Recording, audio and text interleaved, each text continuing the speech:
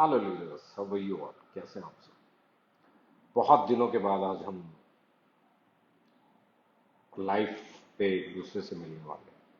Facebook live बहुत अच्छा medium रहा है हमेशा हम लोगों के बीच में बातचीत का, या मैसेज ट्रांसफर करने का, या मैसेज किसी भी मैसेज को देने का, या कम्युनिकेट करने का। आज तक हमेशा आप लोगों ने हर कदम पे मेरा साथ दिया, और आज का दिन इससे बेहतर दिन कोई हो ही नहीं सकता, क्योंकि आज दशहरा है।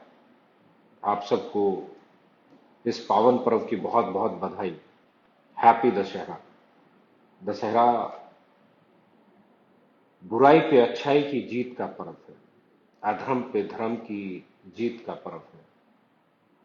असत्य पे सत्य की जीत का पर्व है। घमंड पे संयम की जीत का पर्व है।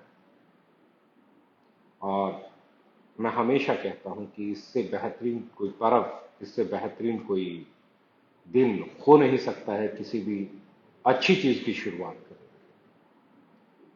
हम लोग बहुत ही शिद्दत के साथ पिछले 1 साल से लगे हुए हैं, और मैं पहले एक चीज डिक्लेयर कर देना चाहता हूं। जो लोग भी सुन रहे हैं, देख रहे हैं, उन लोगों को बहुत सिंपली एक चीज कहना चाहता हूं कि हम लोग डायरेक्ट सेलिंग में नहीं। व्हाइट बुल जो मैं लेके आ रहा हूं, उसका डायरेक्ट सेलिंग से कोई लेना देना नहीं है। ये डिस्क्लेमर इसलिए डाल रहा हूं कि कोई कंफ्यूजन आज कल या परसों कभी भी ना फैले। डिस्क्लेमर देना मेरे लिए बहुत इंपॉर्टेंट है। और हम लोग व्हाइट बुल के साथ जिस चीज को लेके आए हैं वो बहुत ही इंपॉर्टेंट एक सेगमेंट है, जिसे मैं हमेशा कहता हूं कि कोविड के बाद तेजी से फैलने वाली एक बीमारी, डिसऑर्डर, जिसे हम डायबिटीज कहते हैं। हमने पूरे इंडिया को देखा है, समझा है, जाना है। डायबिटीज हब बन गया है इंडिया। डायबिटीज कैपिटल बन गया है। हर तीसरा या चौथा इंसान प्री डायबिटिक या डायबिटिक हो गया। ये बहुत सीरियस कंसर्न था जिस पे हम लोग काम कर रहे थे बहुत शिद्दत से। लगभग 1 साल लगा, और 1 साल में हम लोगों ने चीजों को बनाया और आगे लेके चलने का एक पैरामीटर डिसाइड किया। आज हम व्हाइट बुल को मार्केट में लाने के लिए बिल्कुल तैयार हैं।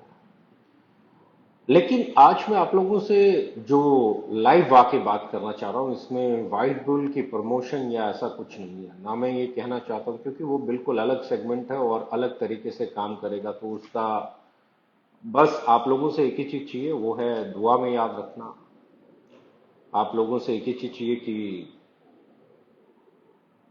दुआ करना कि जिस बिजनेस को हम शुरू करने जा रहे हैं वो बिजनेस हजारों, लाखों, करोड़ों लोगों की जिंदगी में कुछ पॉजिटिव चेंज ला सके, उनकी हेल्थ में पॉजिटिव चेंज ला सके, उनको रिकवर करने में, उनको ठीक होने में मदद कर सके।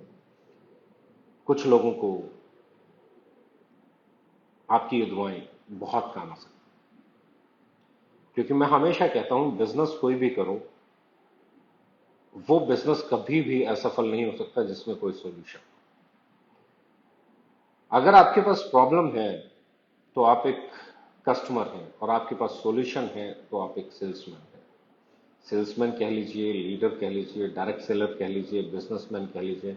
मुझे लगता है दुनिया का कोई भी बिजनेस, अगर आप सेल्समैन नहीं है तो आप चला नहीं पाएंगे। बेसिक रिक्वायरमेंट है एक सेल्समैन होना किसी भी बिजनेस में कामयाब होने के लिए।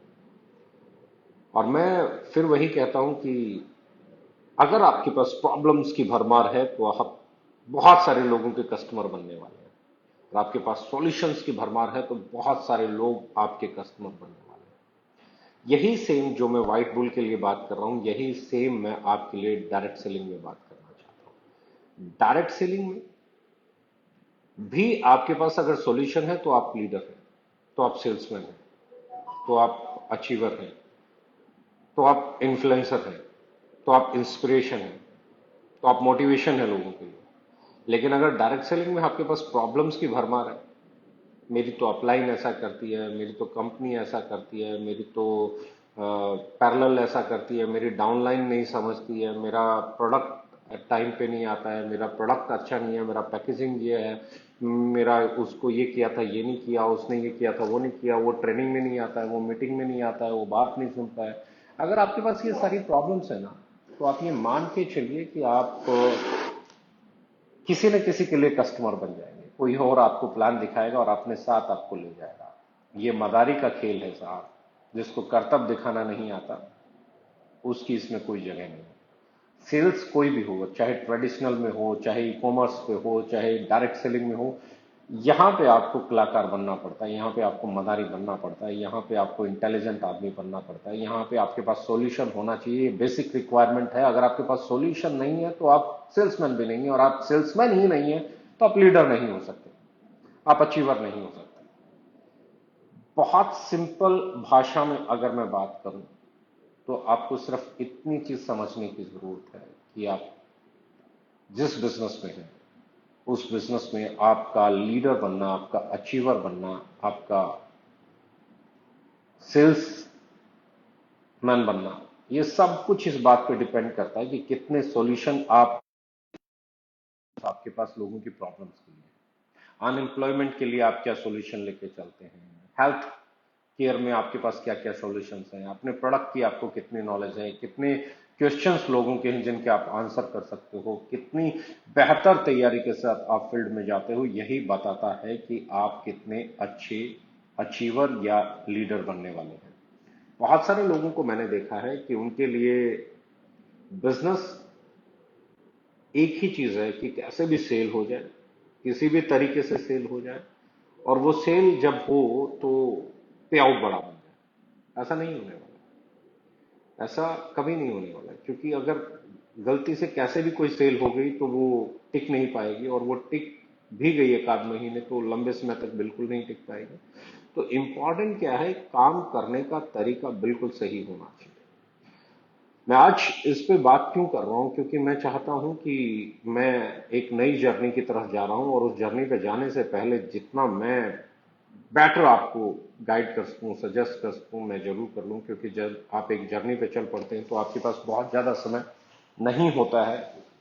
और आज में जितने भी लोगों ने कभी भी मेरे साथ काम किया है, जितने भी लोगों ने कभी भी मेरा साथ दिया है, जितने लोगों ने कभी भी मुझसे सीखा है या मैंने जिन लोगों से सीखा है, उन सबके लिए मैं एक ही चीज कहना चाहता हूँ, ये इंडस्ट्री बहुत अच्छी इंडस्ट्री है। और इस इंडस्ट्री को अगर आप समझना चाहते हो, इस इंडस्ट्री में अगर आप सक्सेसफुल होना चाहते हो, तो किसी भी बिजनेस में कामयाब होने के दो ही मंत्र हैं। एक, आप ऑलरेडी जो चीज मार्केट में मिल रही है उसे अफोर्डेबल बना दीजिए। सेम क्वालिटी के प्रोडक्ट बनाइए, उनसे बेटर क्वालिटी के बना सकते हैं तो बहुत बढ़िया है, वरना सेम क्वालिटी के प्रोडक्ट बनाइए और प्राइस को उससे बेटर कीजिए, यानी कि प्राइस अफोर्डेबल बना दीजिए। या अगर आप सेम क्वालिटी या बेटर क्वालिटी को अफोर्ड प्राइस पे बेच पाएंगे, अफोर्डेबल प्राइस पे बेच पाएंगे, तो आप गेम चेंजर बन सकते हैं। दूसरा तरीका बहुत सिंपल है कि अगर आप सेम प्राइस लेना चाहते हैं, सेम प्राइस लेना चाहते हैं, तो आपको बेटर क्वालिटी डिलीवर करनी पड़ेगी। या तो आप सेम प्राइस पे बेटर क्वालिटी डिलीवर कर दीजिए, या सेम क्वालिटी आप अफोर्डेबल प्राइस पे ले आइए। ये दोनों बहुत अच्छे मेथड हैं अपने बिजनेस में कामयाब होने के। लेकिन मैं हमेशा अगली चीज कहता हूं, एक और तरीका भी है कि आप अपने सेगमेंट के राजा बन जाइए। आप सबसे बेहतरीन प्रोडक्ट बनाइए जिसको कोई मैच नहीं कर सकता, और सबसे बेहतरीन प्राइस भी ले लीजिए, चलेगा। क्योंकि पर फिर मैं एक ही चीज कहता हूं, जब आपके प्रोडक्ट रिजल्ट देने लगते हैं ना, तो लोग उसे एक्सेप्ट करना शुरू कर देते हैं। लेकिन उसके बावजूद भी आज नहीं तो कल अगर आप प्राइस गैप छोड़ के चलेंगे तो कोई ना कोई उस प्राइस गैप को फिल कर देगा, और आपके लिए आने वाला समय कंपटीशन से भरा हुआ होने वाला है। जब आप नेटवर्क मार्केटिंग करते हैं तो आपको एक ही चीज समझनी होती है कि सबसे बेहतरीन प्रोडक्ट कहां पे है, सबसे बेहतरीन मार्केटिंग प्लान कहां पे है, सबसे बेहतरीन मैनेजमेंट कहां पे है। ये सब लोग जहां पे आपको नजर आते हैं वहां पे आप अपनी प्रैक्टिस करना शुरू कर देते हैं। जब आप अपनी प्रैक्टिस कर रहे होते हैं, जब आप अपने प्लान को दिखा रहे होते हैं, जब आप मीटिंग को कर रहे होते हैं, तो बहुत सारे चैलेंजेस आपको फील्ड में आते हैं। जब वो चैलेंजेस आपको फील्ड में आने लगते हैं, पहला चैलेंज जो मैं हमेशा कहता हूं, जिस जिस ऑब्स्टिकल को क्रॉस करना सबसे मुश्किल होता है, वो होता है लोग आपको किसी न किसी के प्रति नेगेटिव करना शुरू कर देते हैं। ये आपके प्रोडक्ट को लेके भी कर सकते हैं, आपकी अपलाइन को लेके भी कर सकते हैं, आपके प्लान को लेके भी कर सकते हैं, आपकी कंपनी को लेके भी कर सकते हैं। उनका पहला टारगेट ये है, जब आप प्लान दिखाने गए तो कोई ना कोई एक ऐसा ऑब्स्टिकल आपके सामने रखते थे, आप उसे बड़ी तसल्ली से बड़ी शांति से सुनते हैं कि आप, किसी ने बोला आपकी कंपनी में ये कमी है, ये कमी है, ये कमी है, क्योंकि आपको किसी ने बताया है कि बहुत गुड लिसनर होना चाहिए, आपने उसे बड़े इत्मीनान से सुना है। वो पहली बार वो बातें, वो नेगेटिव बातें आपकी कंपनी को लेके, आपके अपलाइन को लेके, आपके बिजनेस प्लान को लेके आपके जहन के अंदर पहली बार गई, तो उन्होंने बहुत असर नहीं दिखाया। आप किसी और के पास गए, अगले के पास गए, अगले के पास गए, आपने 6 महीने बहुत एंथुजियाज्म के साथ काम किया, आपने 1 साल बहुत एंथुजियाज्म के साथ काम किया। ऐसी बातें आप लगातार सुनते रहे, क्योंकि आपको एक चीज सिखाई गई थी, जब आप किसी को बिजनेस प्लान दे तो you have to be a good listener. आपको सामने वाले की बातें सुननी है, लेकिन सामने वाला जो बातें बोल रहा है, आप ये भूलते जा रहे हैं कि उन बातों का असर लॉन्ग टर्म में आपके ऊपर क्या आएगा। साल, 1.5 साल, 2 साल गुजरता है, 3 साल गुजरते हैं, आपको वो सारी बातें, किसी दिन कोई एक एपिसोड होता है और कलेक्टिव होके आप पे इम्पैक्ट डालती हैं, और आप कहते हैं यार सही कह रहे थे लोग, प्रोडक्ट सही नहीं है, सही कह रहे थे लोग, प्लान सही नहीं है, सही कह रहे थे लोग, आपका ये सही नहीं है, सही कह रहे थे लोग, वो सही नहीं है। सर, मैं हमेशा कहता हूं, जब आप किसी कंपनी को चुनते हैं ना, तो बहुत ध्यान से चुनिए, और जब आप उस कंपनी को चुन लेना तो किसी की मत सुनिए। ये बहुत सिंपल सा फॉर्मूला है। जब आप किसी कंपनी को चुनते हैं तो बहुत ध्यान से चुनिए, बहुत सोच समझ के चुनिए, बहुत एहतियात बरत के सुनिए, हर पहलू को देख के चुनिए। जब आप किसी को, किसी भी कंपनी को, किसी भी अपलाइन को, किसी भी प्रोडक्ट को, किसी भी बिजनेस प्लान को चुनते हैं तो बहुत ध्यान से चुनिए, और उसके बाद किसी की मत सुनिए। बहुत सिंपल लॉजिक है। ये मेरे लिए हमेशा से एक पहला फिलोसफी रहा है काम करने का। दूसरी फिलोसफी जिस पे मैं बात करता हूं, कि दूसरी जो गलती करते हैं वो करते हैं कि लोगों को लगने लगता है तुम्हें बहुत आ गया, बहुत जल्दी लोगों को बहुत ज्यादा समझ आने लगता है, और उन्हें लगता है अब तो आप कमाल कर दोगे। भैया ऐसा नहीं है।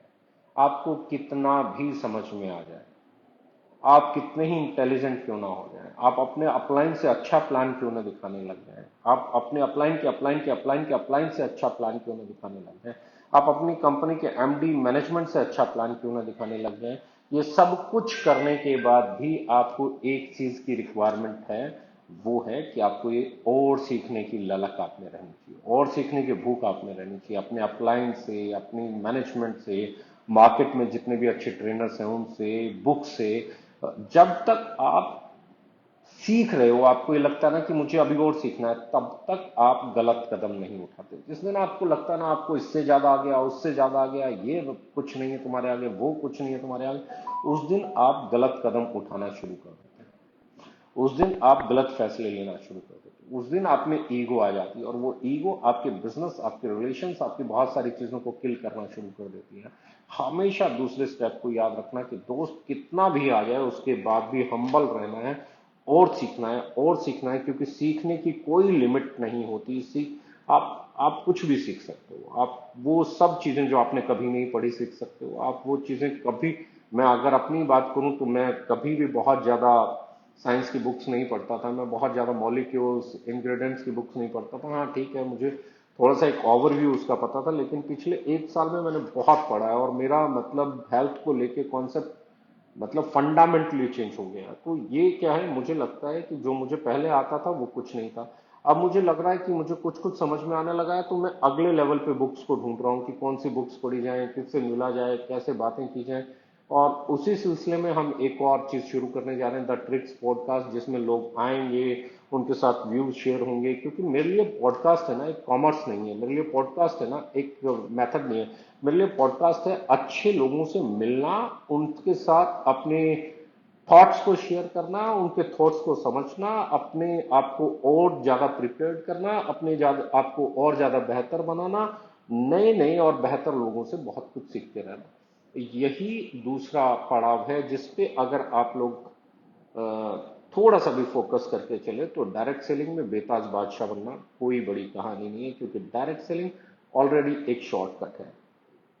तीसरा, जैसे कि मैंने शॉर्टकट बोला, बहुत सारे लोग डायरेक्ट सेलिंग में भी शॉर्टकट ढूंढना चाहते हैं। बहुत सारे लोगों को लगता है कि मैं इन्वेस्टमेंट कर लूंगा तो पता नहीं क्या कमा लूंगा, मैं क्रिप्टो में चला जाऊंगा तो पता नहीं क्या कमा लूंगा, वो किसी और चीज में चले जाएंगे तो पता नहीं क्या कमा लेंगे। मैं वहां पे भी एक ही चीज कहता हूँ, बहुत सिंपल चीजें बोलता हूँ, अगर आप समझ सकते हैं तो। वो चीज ये है कि दुनिया की हर सेगमेंट के अंदर कोई ना कोई फरेब छिपा होता है,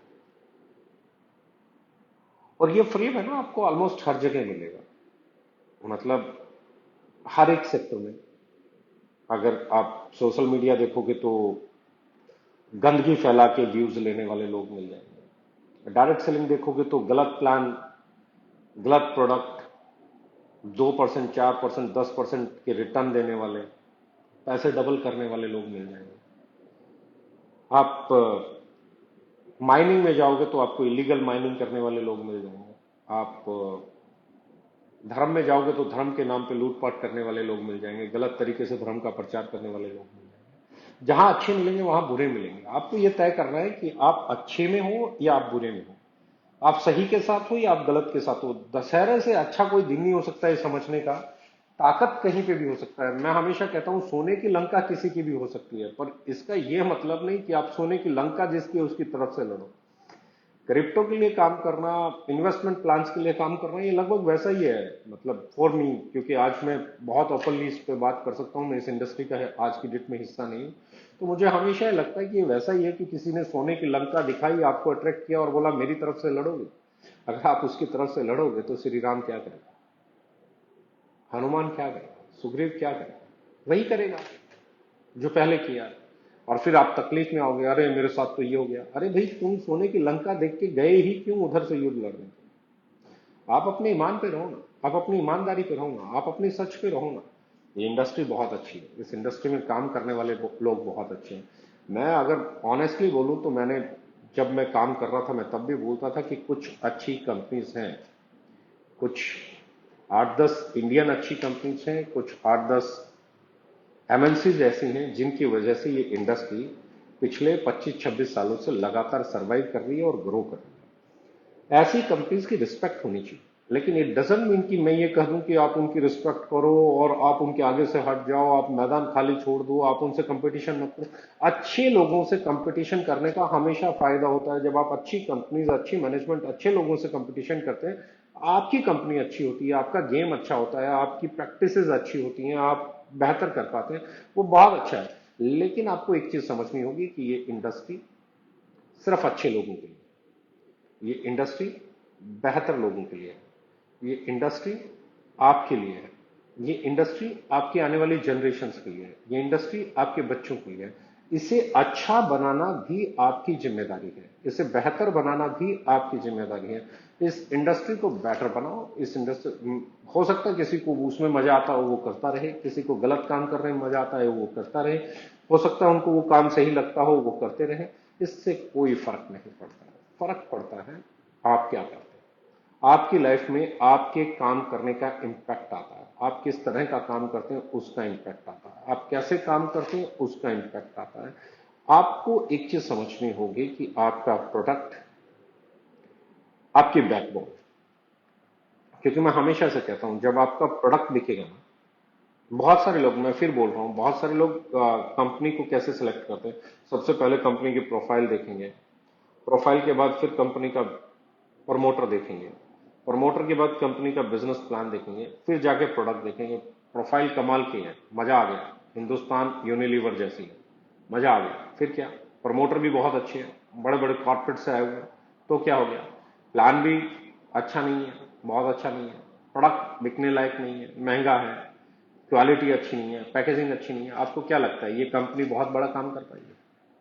जब आप बेच ही नहीं पाओगे प्रोडक्ट, और बिक भी गया तो उस बिजनेस प्लान में दम नहीं है, तो वो प्रोफाइल और वो प्रमोटर आपको कहां से पैसा देंगे?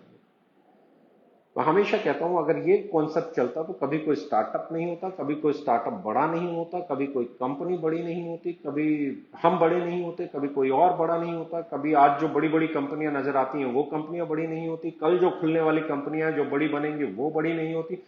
मैं हमेशा कहता हूं जिसके पास बेटर सॉल्यूशन होगा वो कंपनी बड़ी होगी, चाहे वो पुरानी हो चाहे वो नई हो। आउटडेटेड होना एक ही तरीका तो है ना, क्या you don't have a better solution for the market, तभी तो आप आउटडेटेड कहलाते हो ना। आपके आपसे बेटर किसी के पास कोई ऑप्शन है, आपसे बेटर सॉल्यूशन किसी के पास है तब। और मैं हमेशा कहता हूं, हमेशा जब किसी कंपनी को सिलेक्ट करना है, जब कहीं पे काम करना है, तो आपको एक ही चीज समझनी है, वो है सबसे पहले प्रोडक्ट को समझना है।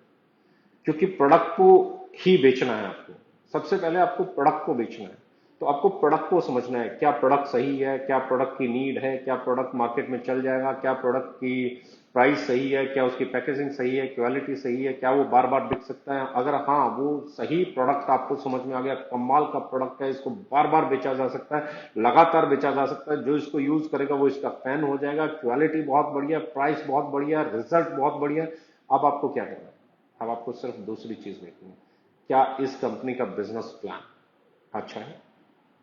क्योंकि मैं बेच तो दूंगा, बेच तो दूंगा, मैं प्रोडक्ट बेच दूंगा, लेकिन क्या जब मैं प्रोडक्ट बेचूंगा तो वो बिजनेस प्लान ऐसा है जिससे उतना पैसा आ जाए जितना मुझे चाहिए, मेरी रिक्वायरमेंट पूरी हो जाए, मेरे खर्चे चल जाए। क्या वो सेल के अगेंस्ट मेहनताना पूरा देता है? If yes, very good, if no, challenge है बस। क्योंकि आप बहुत बड़ी सेल कर लोगे और बहुत छोटा पे आउट बनेगा तो आप बहुत लंबे समय तक चल नहीं पाओगे, और आप चल भी लिए तो आपकी टीमें थकना शुरू हो जाएंगी, और टीमें थक के रुकना शुरू हुई तो फिर आपका बिजनेस भी एक दिन रुक जाएगा। यानी कि सही प्रोडक्ट और सही बिजनेस प्लान। ओवर डिस्ट्रीब्यूशन का बिजनेस प्लान भी खत्म हो जाता है, लोअर डिस्ट्रीब्यूशन का बिजनेस प्लान भी खत्म हो जाता है।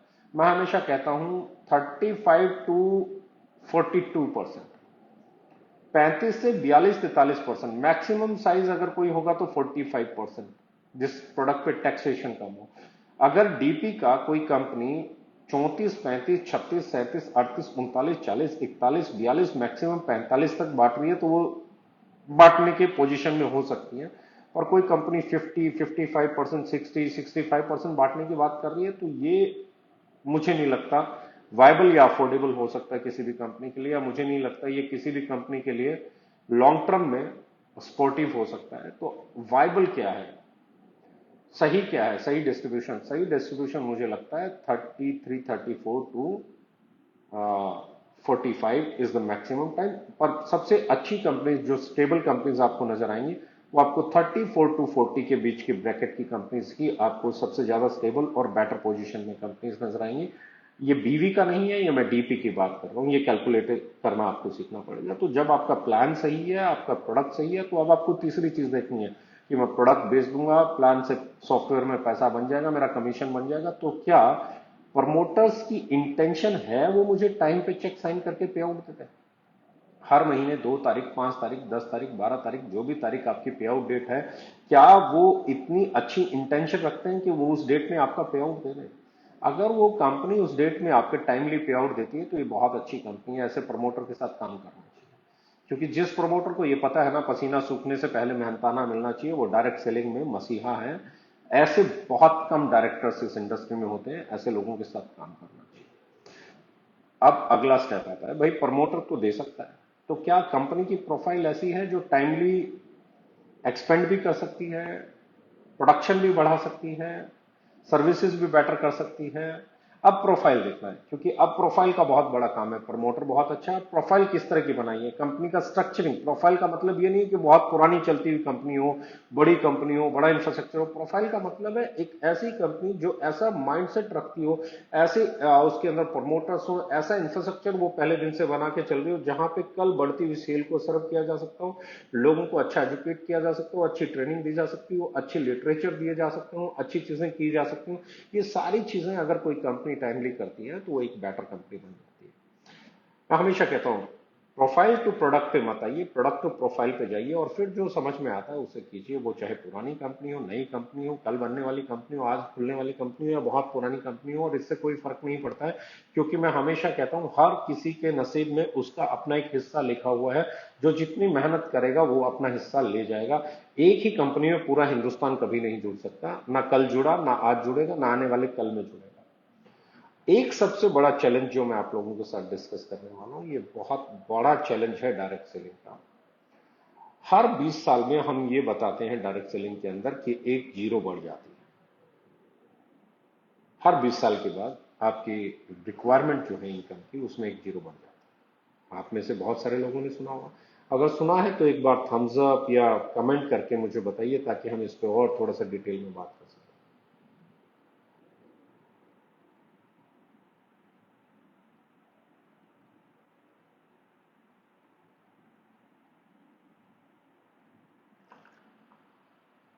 अगर आप लोगों ने ये सुना है कि 1960 में 1,000 रुपये में घर चलता था, 2000 में 10,000 में, 2020 में 1,00,000 रुपये में घर चलता है, इकोनॉमी ऐसे ही बढ़ती है। अगर आपने ऐसा कोई एग्जाम्पल सुना, देखा या समझा है, तो मुझे एक बार कमेंट बॉक्स में मुझे कर दीजिए, ताकि मुझे समझ में आए कि जो मैं बात करने वाला हूँ वो कितने लोग समझ पाएंगे, कितने लोगों को उस बात को लेकर क्लियरिटी मिल पाएगी। कहीं ऐसा ना हो कि मैं वो बात करता रहूं जो बात की क्लियरिटी, जिस बात का कनेक्ट आपके साथ है ही नहीं। तो एक बार कमेंट में लिख दीजिए यस। अगर आपने सुना है तो सिर्फ यस लिखना है कि यस, यस, यस, यस सुना है। और ऐसा होता हुआ देखा है तो वो भी लिख दीजिए 90। अगर आप और पीछे जाएंगे 90-60 में जाएंगे तो ये 100 रुपये हो जाएगा। आप और उससे पीछे जाएंगे तो ये 10 रुपया हो जाएगा। और पीछे 20 साल पीछे जाएंगे तो 1 रुपया हो जाएगा। और ऐसे ही इकोनॉमी ने ग्रोथ किया है। और बहुत सारे लोगों का यस आ रहा है, बहुत सारे लोगों का यस आ रहा है। लगातार मैं पढ़ पा रहा हूं। ज्ञानेंद्र गौतम जी यस, जॉनसन जी के, एमएम खान जी जी सर, बिल्कुल सुना है sir. Santosh Patel ji, Mithilesh Kumar yes sir. और बहुत सारी, गीता सिंह यस, दर्शन ठाकुर जी जी गुरु जी, मिथिलेश कुमार यस सर जी, yes sir. Upendra Kumar, Neeraj Kumar Singh yes sir, Rajesh Singh listen sir, MM Khan yes sir. Okay okay okay okay, बहुत सारे लोगों ने इसका मतलब सुना है। मैं देख रहा हूँ किस किसने और सुना है। Upendra Kumar correct sir. Vinod Kumar yes, हाँ sir. Tekchand Soni ji yes sir. Upendra Kumar correct, yes sir.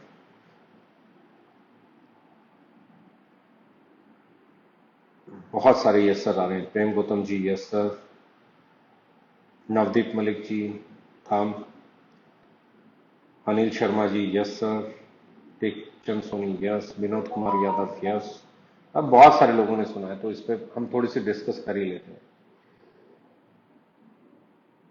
जब हम ये सुनते हैं ना जीरो लगता है, तो हम एक चीज और भूल जाते हैं कि जीरो हर जगह पे लगता है। ये खर्चे में नहीं लगता है, ये बहुत सारी जगह लगता है। मतलब अमूमन मैंने एक चीज देखी है, कोई कितना ही बिजनेस प्लान बना ले, इंडियन डायरेक्ट सेलिंग में जब 20 साल तक किसी भी कंपनी का सिंगल प्लान आज तक नहीं चला। ये पिछले 1 साल की स्टडी है मेरी। जो 1 साल में खाली रहा तो मैं देख रहा था क्या बड़े बड़े बड़े बड़े चैलेंजेस क्या रहे डायरेक्ट सेलिंग को लेके, और क्या और हो सकते हैं बाकी लोगों को लेके। ये जो मैं बात करने वाला हूं ये कंपनीज के भी काम आएगी और डायरेक्ट सेलर्स के भी काम आएगी। 20 साल तक सेम बिजनेस प्लान नहीं चलाने देती, नहीं चला पाते कंपनीज। अच्छी अच्छी कंपनीज एक सेम बिजनेस प्लान को 20 साल तक नहीं चला पाते। इसके पीछे रीजन क्या है? रीजन है बढ़ती हुई महंगाई दर।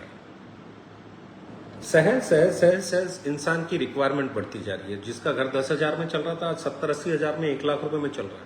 आज से 20 साल बाद शायद 6 लाख, 7 लाख, 8 लाख, 10 लाख में चल रहा है। अगर इतने में घर चलना है तो क्या सेम बिजनेस प्लान से उतना पैसा आ सकता है? आज आप जिस बिजनेस प्लान को ज्वाइन कर रहे हैं, आप उसे देखिए, क्या उससे उतना पैसा आ सकता है? आपको लगेगा नहीं, हर आदमी तो 6 लाख, 7 लाख, 8 लाख, 10 लाख आज के बने हुए बिजनेस प्लान में नहीं कमा पाएगा। तो बहुत मुश्किल है, बहुत सेल चाहिए कि हर आदमी उतनी सेल नहीं कर सकता। अब बिल्कुल सही है, नहीं कर सकता, नहीं होगी, बिल्कुल नहीं कर पाएंगे। और इसकी वजह भी डायरेक्ट सेलर ही होता है। बड़ी वजह क्या है? जब भी कोई कंपनी 2%, 5%, 10%, 15% रॉ मटेरियल या बाकी के एक्सपेंसेस बढ़ने के कारण, ट्रांसपोर्टेशन के खर्चे बढ़ने के कारण, एक्सपेंशन बढ़ने के कारण अपने प्रोडक्ट के प्राइस को रिवाइज करना चाहती है, अपने प्रोडक्ट के प्राइस को रिवाइज करना चाहती है, तो उसको चैलेंज आता है। जहां तक मुझे याद है, हो सकता है मैं सही हूं गलत हूं, इसका एक एग्जाम्पल मेरी आंखों के आगे है। लगभग 80 रुपए के आसपास एक अमेरिकन कंपनी डायरेक्ट सेलिंग के अंदर 96 के आसपास आई और उसने एक टूथपेस्ट लॉन्च किया जिसका प्राइस 80 रुपए के आसपास था।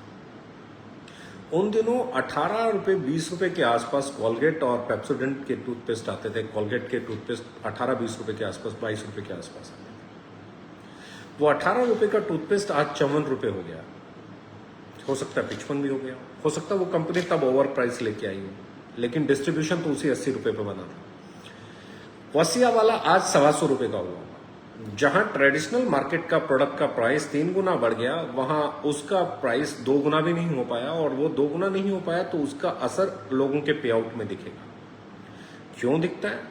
क्योंकि जब आपकी प्रोडक्ट की कॉस्ट नहीं बढ़ेगी तो आपकी सेल भी नहीं बढ़ेगी। प्रोडक्ट की कॉस्ट बढ़ती है तो ही आपकी सेल इंक्रीज होती है, वरना जितने कस्टमर आपके जो प्रोडक्ट ले रहे थे और वो प्रोडक्ट की सेल ऐसे नहीं बढ़ेगी कि कोई भी अपनी मर्जी से बढ़ा देगा। वो रॉ मटेरियल, लेबर, मुझे नहीं लगता कि आज से 8 साल पहले, 10 साल पहले एक लेबर जितने रुपए में काम करता था उतने सेम रुपए में आज फैक्ट्री में वो काम कर रहा होगा। हर साल इंक्रीमेंट देना पड़ता है फैक्ट्रीज को, कंपनीज को, अपने एम्प्लॉयज को 10%, 15%, 20%, 25%। अच्छा एम्प्लॉय हो तो 30% भी देना पड़ता है, वरना दूसरी कंपनी उसे ले जाती है। जब आप अपने एम्प्लॉयज को इंक्रीमेंट देते हैं तो यानी कि आपने उसी प्रोडक्ट को बनाने में उतने ही घंटे काम कराने के लिए ज्यादा पैसा पे किया, और ये हर साल होता है। लीडर भी ज्यादा से ज्यादा कमाना चाहता है, लेबर भी ज्यादा से ज्यादा कमाना चाहती है, एम्प्लॉय भी ज्यादा से ज्यादा कमाना चाहते हैं, सब लोग इसी दौड़ में शामिल हैं। लेकिन जो खर्चा बढ़ा उस खर्चे के अगेंस्ट अगर प्राइस नहीं बढ़ेगा तो मार्जिन सैचुरेट होते चले जाएंगे कंपनी के, और कंपनी के छोड़िए, मैं ये कहता हूं लीडर्स के भी, क्योंकि अगर कम की सेल रही तो डिस्ट्रीब्यूशन कम होगा। और मैं हमेशा कहता हूं इनकम तभी बढ़ेगी जब एक्सपेंसेस बढ़ेंगे। अगर इनकम, आपको ज्यादा इनकम चाहिए, क्यों चाहिए? क्योंकि आपको कुछ महंगा खरीदना है। महंगा क्यों खरीदना है? अगर सस्ता खरीदना हो तो कल आपको ज्यादा इनकम थोड़ी चाहिए। हर चीज का रेट बढ़ा है। मुझे आज भी याद है 2005 के आसपास इनोवा गाड़ी 6, 6.5, 7, 8, 9 लाख रुपए में आती थी, आज 35 से 40 लाख रुपए के करीब आती है। ये जो प्राइस बढ़ गया किसी प्रोडक्ट का, एक गाड़ी पीछे आप देखोगे 18 में जितने की थी आज कितने की आती है। लेकिन यहाँ प्रॉब्लम ये नहीं है कि प्राइस नहीं बढ़ता, प्रॉब्लम दूसरी है। अगर कोई प्राइस बढ़ाने की बात करता है तो लीडर्स उसके अगेंस्ट खड़े हो जाते हैं, लीडर्स उसे रोक लेते हैं, प्राइस नहीं बढ़ना चाहिए, थोड़ा सा भी बढ़े तो ये नेगेटिव हो जाएगा, वो नेगेटिव हो जाएगा। अगर आप मार्केट को समझ नहीं सकते ना तो आप मार्केट में रह नहीं सकते। प्रॉब्लम ये नहीं है, प्रॉब्लम ये है कि एक वो आदमी भी आपकी टीम में है जो खेती करता है, जिसको मार्केट की समझ नहीं है। एक वो आदमी भी है जो अनपढ़ है, जिसको अभी इन चीजों की समझ नहीं है, और आप सिर्फ उसे ये बताते हैं कि आपको इतना पैसा चाहिएगा। आप उसे ये भी बताइए कि जो चीज आज इतने की आती है कल इतने की हो जाएगी, वो चाहे डायरेक्ट सेलिंग में बिकती हो, ई कॉमर्स में बिकती हो, या कहीं पे बिकती हो। आउटडेटेड चीजें, टेक्नोलॉजी जिनकी चली गई वो सस्ती हो जाती हैं, और बाकी जो रोजमर्रा की चीजें वो महंगी हो जाती हैं। आज से 20 साल पहले आटा जिस भाव आता था, गेहूं जिस भाव आता था, चावल जिस भाव आता था, आज नहीं आता। दवाइयां जिस भाव आती थी आज नहीं आती। कपड़े जिस भाव आते थे आज नहीं आते। डायरेक्ट सेलिंग को एक चीज और समझनी होगी, वो ये कि समय के साथ सिर्फ पे आउट नहीं बढ़ेगा, प्रोडक्ट का प्राइस भी बढ़ सकता है। और ये मैं आज बोल रहा हूं, क्यों बोल रहा हूं? क्योंकि मेरा कोई इंटरेस्ट नहीं है। मैं एक अच्छा ओवरव्यू देना चाहता हूं जिससे कंपनीज और आपके बीच की जो बैटल है वो खत्म हो जाए। आप कंपनी को अच्छे से कोऑपरेट कर पाए और कंपनियां आपको अच्छे से अकोमोडेट कर पाए। कंपनी आपको बेटर इंफ्रास्ट्रक्चर तभी दे सकती है जब आप इस प्रॉब्लम को समझोगे। आप इस प्रॉब्लम के अगेंस्ट खड़े हो जाओगे, आप इस प्रॉब्लम को सॉल्व नहीं कराने दोगे, आप इस प्रॉब्लम को सॉल्यूशन की तरफ नहीं जाने दोगे, तो कंपनी आपको कभी बेटर इंफ्रास्ट्रक्चर नहीं दे सकती, बेटर पे आउट नहीं दे सकती। और ये किसी भी इंडस्ट्री में सेल्फ मेड बनने का एक ही तरीका है कि आपको अपने बिजनेस का सब कुछ पता होना चाहिए। ये पॉइंट भी आपको पता होना चाहिए, ऐसे ऐसे पॉइंट भी आपको पता होना चाहिए। कंपनीज के लिए भी सही है और आपके लिए भी सही है। उन कंपनीज के मैं फेवर में नहीं हूं जो नाजायज बढ़ाते हैं। रॉ मटेरियल नहीं बढ़ा देंगे, लेबर कॉस्ट नहीं बढ़ा देंगे, इंफ्रास्ट्रक्चर कॉस्ट नहीं बढ़ा देंगे, मार्केट में किसी ने नहीं बढ़ाया आपका बढ़ जाएगा, इसके मैं अगेंस्ट हूं। मार्केट में अगर चेंजेस आ रहे हैं, मार्केट में प्राइसिंग अगर बढ़ रही है तो आपकी भी बढ़नी चाहिए और उसके खिलाफ आपको नहीं रहना चाहिए। तभी आपका पे आउट बढ़ेगा, तभी आपका टर्नओवर बढ़ेगा। क्योंकि जिस दिन 100 रुपए की चीज 120 रुपए की बिकेगी तो आपका 1 करोड़ का टर्नओवर भी 1 करोड़ 20 लाख का टर्नओवर हो जाएगा। और ये होना तभी चाहिए जब आपका रीजन जाए, कंपनी का रीजन जाए। और 20 साल में बहुत कुछ हुआ है। बहुत सारे लोग मुझसे खुश भी होंगे, बहुत सारे लोग खफा भी होंगे, बहुत सारे लोग पूछते हैं सर कहाँ गए, क्या आपकी तुमने लगता होगा वो मुझे मिस भी कर रहे होंगे। पर सब सही है दोस्त। मैंने बहुत सारे लोगों को से माफी मांग ली, जिनकी मुझसे उम्मीदें थी, शायद मैं उम्मीदों पे खरा नहीं उतर पाऊंगा। मैंने बहुत सारे लोगों को माफ कर दिया जिन्होंने आज मेरे साथ गलत किया, और ये सोच के माफ कर दिया कि 10 साल पहले, 5 साल पहले, 15 साल पहले, 4 साल पहले, 3 साल पहले उन्होंने बहुत अच्छा किया था मेरे लिए। तो आज वो हिसाब बनता है कि जब कोई आपके लिए अच्छा कर सकता है तो कोई आपके साथ गलत भी कर सकता है। आपको उस अच्छे के साथ उसको कंपनसेट करके उसे भूल जाना चाहिए। तो मैं, किसी ने मेरे साथ बहुत अच्छा किया होगा, कभी मेरे साथ 10 कदम चला होगा, कोई मेरे साथ 2 कदम चला होगा, जो इंसान मेरे साथ जितने कदम चला है मैं उन सब का आभारी हूं। और उन सबको एक ही चीज कहना चाहता हूं कि आप सब थे तो मैं था, आप सब की वजह से ही मैं हूं, और आप बहुत अच्छे इंसान हैं। आप जो समझते हैं, मैं हमेशा कहता हूं, लोग ही किसी को बनाते हैं और लोग ही किसी को गिराते हैं। इंसान में वो काबिलियत नहीं होती कि वो कुछ बन जाए। जिसके साथ लोग खड़े हो जाते हैं वो बन जाता है, जिसके साथ से लोग हट जाते हैं वो। और मैं हमेशा कहता हूं, सबका अपना अपना तरीका है। बहुत सारे तरह के लोग हैं और उनको हक है, हर किसी को अपने इमोशंस को एक्सप्रेस करने का हक है। ये मेरे इमोशंस है जो मैं आपके साथ एक्सप्रेस करता हूं। Be a good leader, be a good support to your company, और फिर देखो आपकी कंपनी आपके लिए क्या कर सकती है। हमेशा अपनी कंपनी के साथ खड़ा होना सीखिए। आपकी, मैं बोलता हूं ना, चुनने से पहले 1000 बार सोचो। चुनने से पहले या तो किसी को चुनना नहीं, और चुन लिया तो फिर उसके बारे में सुनना नहीं। इस थ्योरी पे जिस दिन आप आ जाओगे, उस दिन के बाद आप बहुत अच्छे और बड़े लीडर हो जाओगे। मैं आप लोगों के टच में रहने की कोशिश करूंगा। द ट्रिक्स, हम लोग एक यूट्यूब चैनल, पॉडकास्ट चैनल लेके आए हैं, जिसमें मैं कोशिश करूंगा कि बीच बीच में जरूर जितने भी बड़े लीडर्स हैं, जितने भी बड़े कंपनीज हैं, उनकी मैनेजमेंट है, उनको जरूर बुलाता रहूं ताकि एक्सपीरियंस वो भी शेयर होता रहे।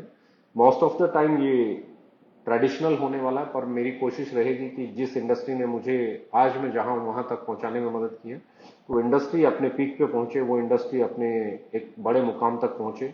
उसमें जो मैं कोशिश कर सकता हूं मैं जरूर करता रहूंगा। और मैं हमेशा कहता हूं, लीडर बन, नीडर बन।